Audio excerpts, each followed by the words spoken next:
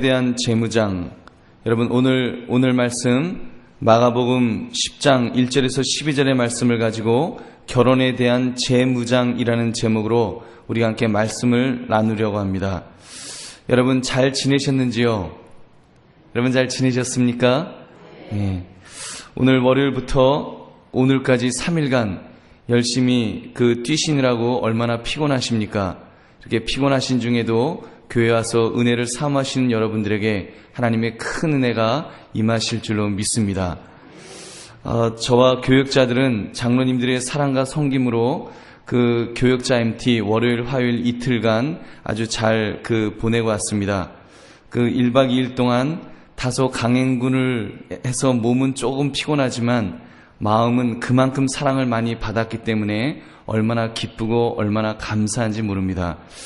여러분, 우리가 오늘 주시는 말씀, 이 결혼에 대한 재무장이라는 제목을 가지고 우리가 세 가지로 함께 생각하면서 은혜를 나누시기 바랍니다. 첫 번째로 하나님은 이혼을 금하심으로 결혼이 지켜지기를 원하신다는 것과, 두 번째로 하나님은 부부는 하나님이 짝지어 주셨노라는 말씀, 그리고 세 번째, 특별한 경우에서조차 이혼을 피하는 것이 성경적이라는 이런 내용을 가지고 우리 함께 말씀 나누기 원합니다. 이 세 가지 말씀을 중심으로 우리가 함께 말씀을 나누심으로 결혼에 대한 재무장을 하시는 저와 여러분 되시기를 주님의 이름으로 축원합니다. 첫 번째로 하나님은 이혼을 금하신다고 하십니다. 하나님은 이혼을 금하십니다. 바리새인들이 예수님께 다가와서 이렇게 시험하였습니다. 사람이 아내를 버리는 것이 옳으니까? 여러분, 이 질문이 좀 이상하지 않습니까? 무슨 질문이 사람이 아내를 버리는 것이 옳으니까? 당연한 것 아닙니까? 사람이 아내를 버리면 안 된다는 말 아닙니까? 근데 왜 이들은 이렇게 질문을 할 수 있었을까요? 이들은 하나님의 말씀을 진보적으로 해석하는 사람들이었습니다. 그래서 예수님께서 모세는 너희에게 어떻게 명하였느냐? 사람이 아내를 버리는 것이 마땅합니까? 라고 물어보니까, 그러면 모세는 너희에게 무엇이라고 가르쳐 주었느냐? 이렇게 다시 반문을 하셨습니다. 그때 그들은 당당하게 모세는 이혼 증서를 써주어 버리기를 허락하였나이다, 이렇게 대답을 한 것입니다. 여러분, 신명기 24장 1절에 그 말씀이 나옵니다. 사람이 아내를 맞이하여 데려온 후에 그에게 수치되는 일이 있음을 발견하고 그를 기뻐하지 아니하면 이혼 증서를 써서 그의 손에 주고 그를 자기 집에서 내보낼 것이요 라고 했습니다. 여기서 수치되는 일에 대한 해석에 따라서 이 이혼에 대한 생각이 전혀 달라집니다. 그 당시에 두 학파가 있었습니다. 보수를 주장하는 샴마이 학파라는 것이 있었고, 또 이렇게 진보를 주장하는 또 학파가 있었는데 힐렐 학파라는 진보파가 있었습니다.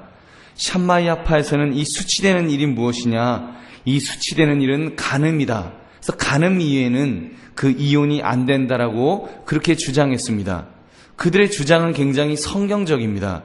근데 힐렐파라고 하는 이 사람들은 이 수치되는 일을 굉장히 폭넓게 적용을 합니다. 그래서 여러분, 우리 여성분들은 이분들의 해석을 들으면 좀 화가 나실 텐데 여러분 용서하시고 들으시기 바랍니다.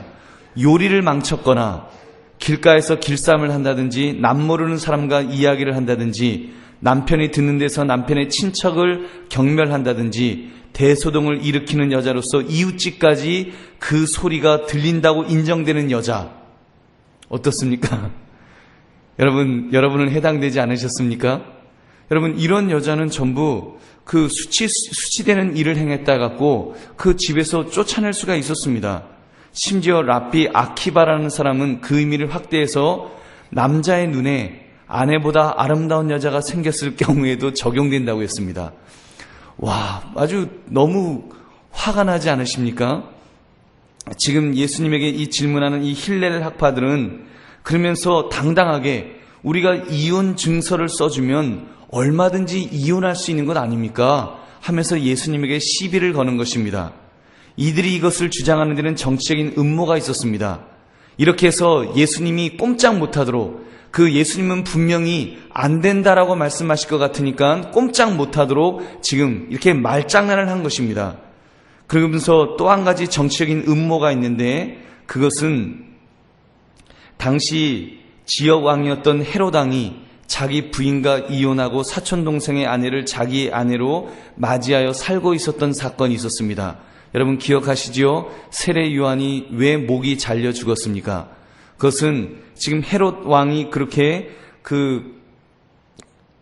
자기 부인과 이혼하고 사촌동생의 아내를 맞이한 죄를 그랬다가 그 참수형을 당했던 것입니다. 바로 이런 시점에서 예수님에게 그런 답을 유도하는 것입니다. 그래서 헤롯 왕이 잘못되었다고 말하도록 하므로 예수님도 세례 요한처럼 참수형을 당할 수 있도록 그렇게 말을 만들어가고 있는 것입니다. 그때 예수님은 이혼 증서를 써주라는 말이 왜 생겼는지 그 근본 의미를 그들에게 가르쳐 주셨습니다. 그것이 5절에 있는 말씀, 너희 마음이 완악함으로 말미암아 이 명령을 기록하였다.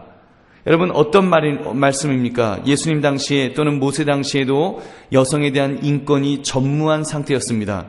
여성은 남성의 한 소유물에 불과했기 때문에 마치 돈을 주고 사오는 것처럼, 돈을 주고 사왔기 때문에 그 물건이 마음에 안 들면 그냥 내버릴 수 있었습니다. 근데 여성이 그냥 내버림을 당하면 이거는 이혼도 아니고 그냥 쫓김을 당했기 때문에 어디 가서 다시 재혼을 할 수도 없고 아무 일을 할 수가 없었습니다.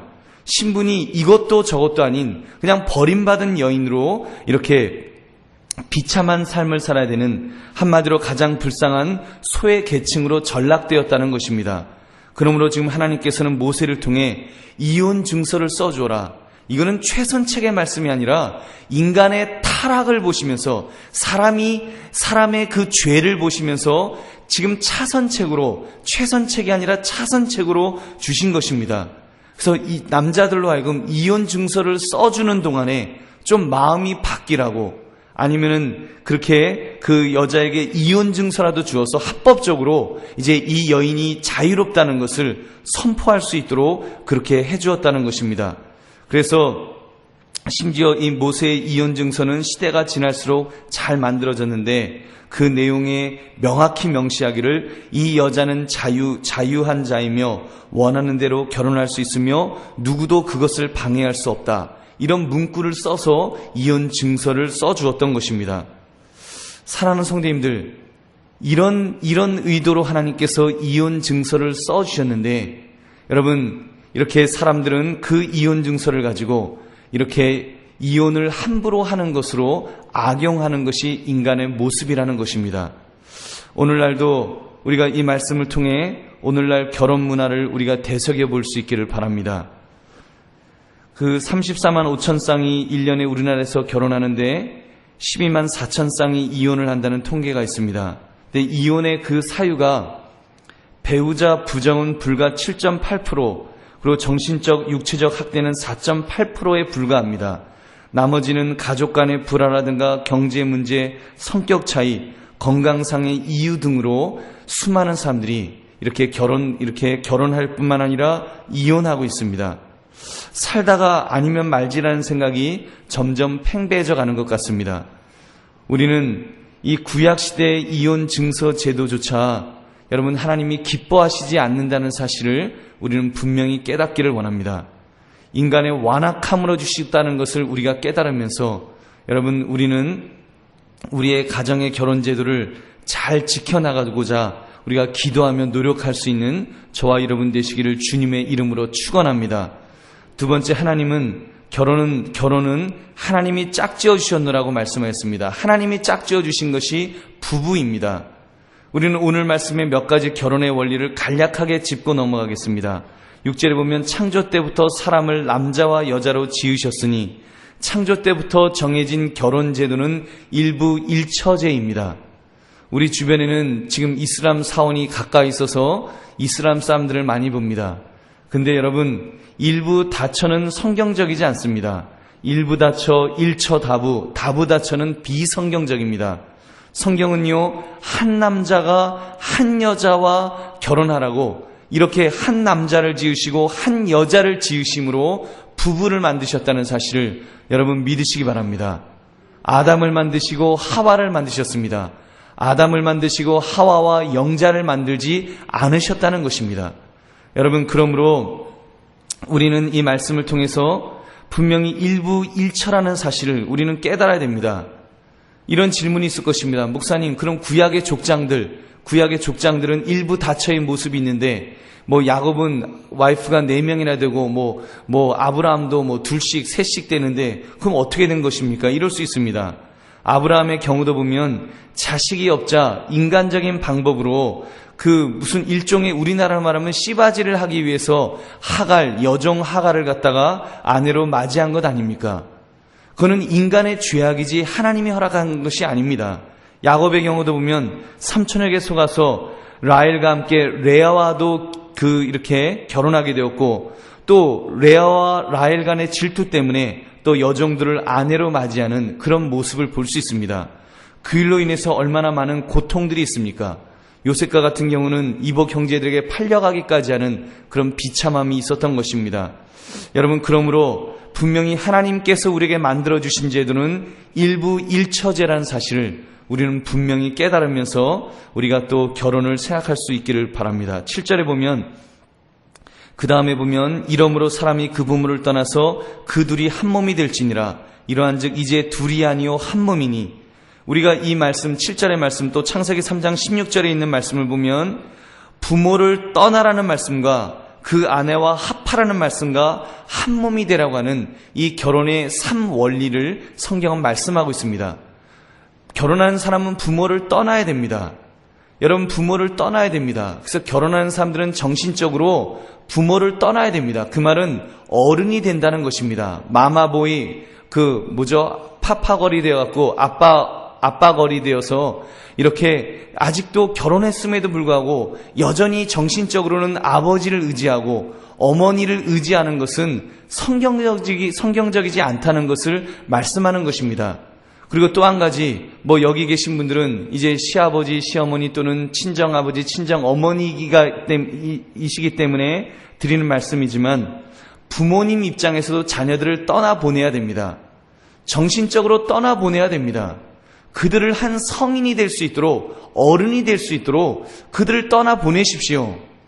결혼시켜놓고 왜 껴안고 있습니까? 결혼시켜놓고 아들이 직장을 들어가냐 못 들어가냐, 무슨 사업을 해야 되느냐, 이것에 왜 부모님들이 자꾸 거기에 관여를 하시려고 하십니까? 여러분, 그것은 성경적이지 않습니다. 물론 조언을 해줄 수는 있습니다. 그러나 마치 내가 책임지고 있는 것이냐, 그래서 자녀들이 그냥 부모님을 그냥 의지하도록 그렇게 만드는 것은 성경적이지 않습니다. 결혼할 때요, 이제 내 아들은 이제 없다, 내 딸은 이제 없다, 그거를 인정하셔야 됩니다. 여러분, 아들을 보내십시오. 딸을 보내십시오.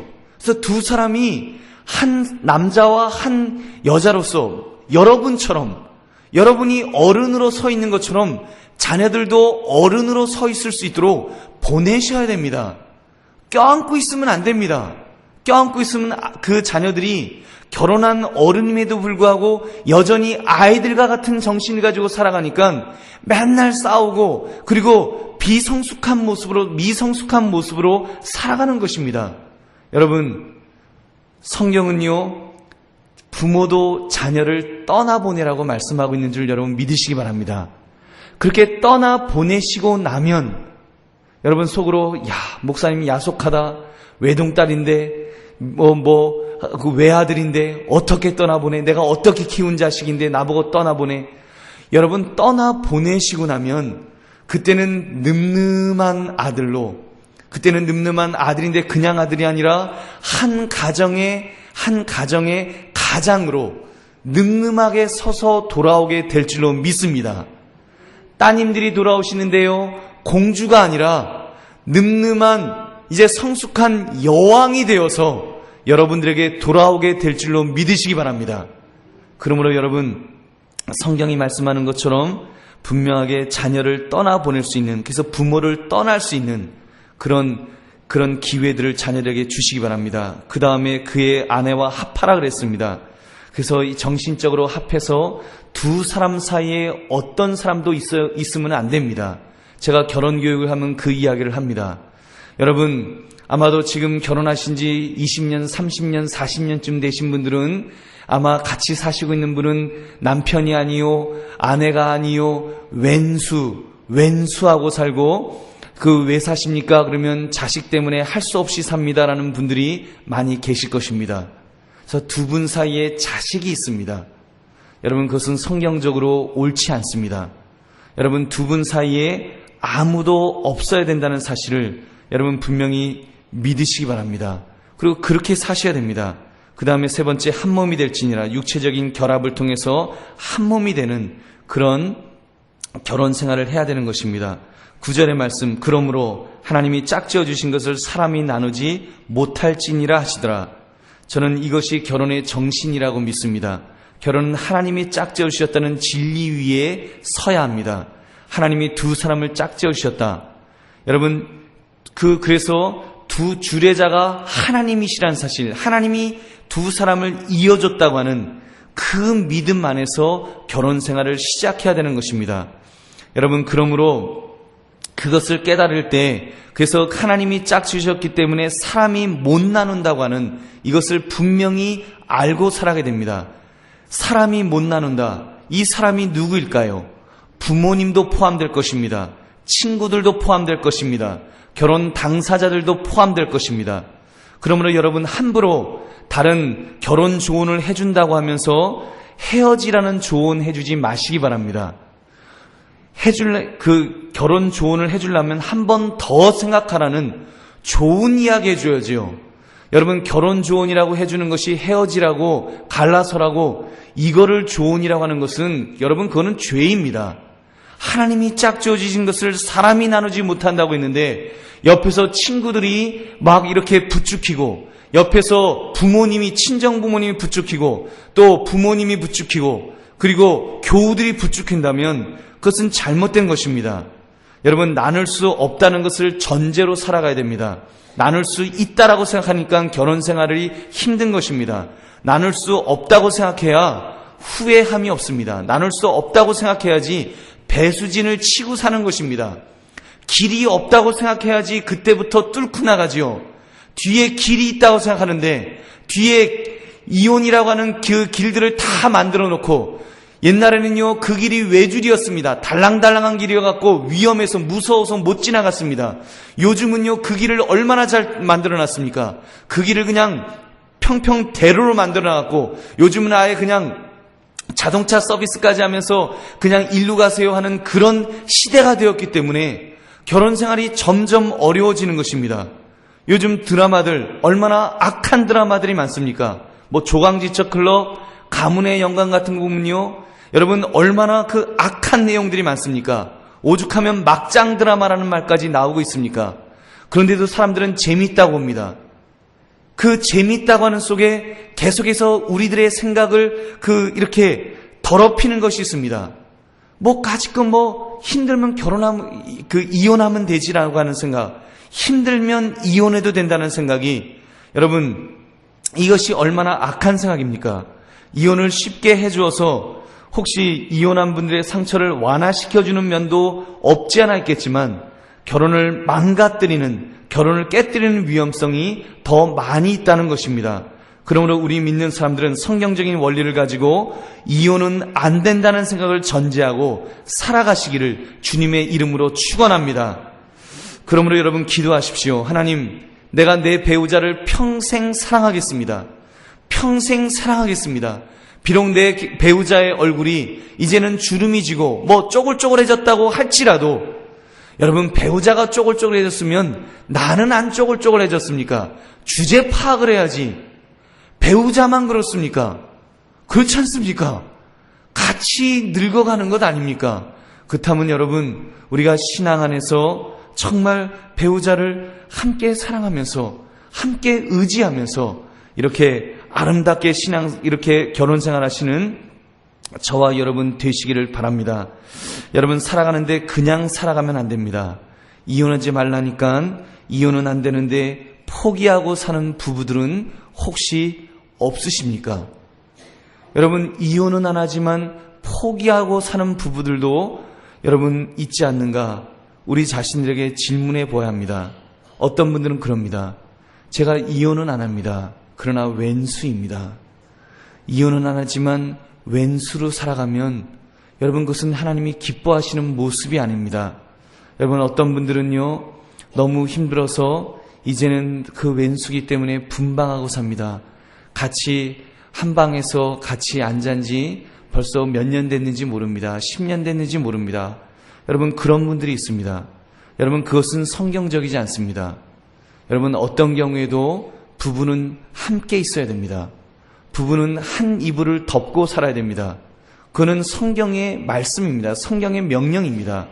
고린도전서 7장 5절 말씀, 서로 분방하지 말라. 다만 기도할 틈을 얻기 위하여 합의상 얼마 동안은 하되 다시 합하라. 이는 너희가 절제 못함으로 말미암아 사탄이 너희를 시험하지 못하게 하려 함이라. 여러분, 그러므로 건강한 부부관계로 살아가기 위해서 여러분, 좀 싫어도 주님 앞에 기도하셔야 됩니다. 내 마음을 회개해야 됩니다. 하나님, 내가 내 배우자를 사랑하지 못합니다. 하나님이 사랑하라고 맺어주신 짝을 내가 사랑하지 못합니다. 내가 하나님의 명령을 제대로 지키지 못합니다. 내 마음을 용서해달라고, 내 마음의 교만함을 용서해달라고, 내가 주제 파악하지 못하는 마음을 용서해달라고, 내 배우자를 사랑으로 품을 수 있게 해달라고, 나와 함께 늙어간 사람, 나와 함께 고생해서 내가 고생시켜서 늙어간 그 사람을 정말 사랑으로 감쌀 수 있는 마음을 달라고 기도하면서 우리가 이렇게 건강한 부부로서 살아갈 수 있는 저와 여러분 되시기를 주님의 이름으로 축원합니다. 마지막으로 특별한 경우에서조차 이혼을 피하는 것이 성경적입니다.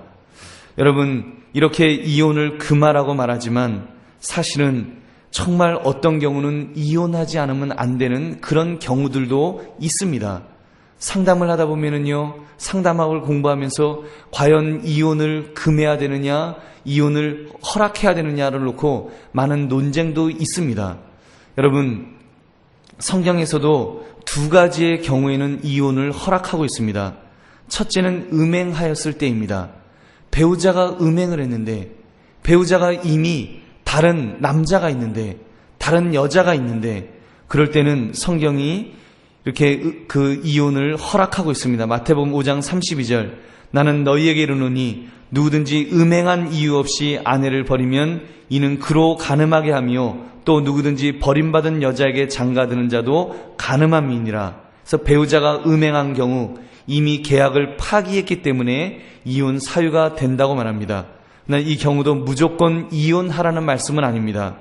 용서해주고 데리고 살 수 있으면 사는 것이 좋습니다. 그러나 그것이 도저히 안 된다면 우리가 하나님 앞에 기도하면서 정말 성경의 원리대로 우리가 또 살 수 있을 것입니다. 또 한 가지는 불신 배우자가 이혼을 원할 경우입니다. 고린도전서 7장 15절에 보니까 혹 믿지 아니하는 자가 갈리거든 갈리게 하라. 형제나 자매나 이런 일에 구애될 것이 없느니라. 그러나 하나님은 화평 중에서 너희를 부르셨느니라. 여러분, 배우자가 이혼을 원하는 경우는 이혼을 할 수가 있습니다. 그러나 그런 경우라도 화평 중에 우리를 부르셨기 때문에 우리가 그 배우자를 잘 이끌어줄 수 있는 그것이 믿음의 사람의 모습인 줄로 믿습니다. 말씀을 맺습니다. 사랑하는 성도님들, 예수님께서 말씀하신 결혼에 대한 가르침을 다시 한번 우리가 되새겨 보았습니다. 여러분 중 아직 결혼하지 않으신 분들이 계십니까? 이 결혼의 원리를 붙드시기 바랍니다. 이미 결혼하신 분들이 계십니까? 이 결혼의 원리로 두 분의 관계를 다시 한번 재무장하시기 바랍니다. 이미 혼자 되신 분들이 계십니까? 내 자녀들에게 그리고 제2의 인생을 생각하심에 있어서 이 말씀에 비추어서 내 자신을 바라보시기 바랍니다. 특별히 내 자녀들이 이 원리대로 살고 있는지를 점검해 보시기 바랍니다. 여러분께서 첫째로 하나님은 이혼을 금하심으로 결혼이 지켜지기를 원하신다는 것을 분명히 기억하시고, 둘째 또한 부부는 하나님이 짝지으셨다는 것을 또 기억하시고, 셋째 특별한 경우에서조차 이혼을 피하는 것이 성경적이라고 하는, 그래서 우리 예수 믿는 사람들은 여러분 이혼을 생각하지 않고 사는 것이 그것이 가장 좋습니다. 여러분, 그러나 혹시라도 또 이혼을 했다면은 우리가 주님 안에서 다시는 그런 일이 반복되지 않도록 주님 앞에 회개할 것이 있으면 회개하고, 또 재혼을 생각하신다면 여러분 먼저 주님 앞에 나의 그런 부족했던 모습, 나의 어떤 어리석었던 모습 또는 연약했던 모습, 그런 것들을 주님 앞에 회개하고, 그리고 주님 앞에서 참으로 다시 한번 제2의 그런 인생을 살게 해달라고 주 앞에 기도하면서 우리가 나아갈 수 있어야 될 것입니다. 그러므로 결혼에 대한 그 분명한 재무장을 하시면서 우리가 그 주님께서 말씀하시는 그 원리를 붙들고 살아가심으로 건강한 결혼 생활을 그렇게 하시고, 또 그렇게 자녀들에게 가르칠 수 있는 그런 저와 여러분 되시기를 주님의 이름으로 축원합니다. 우리 함께 기도하겠습니다.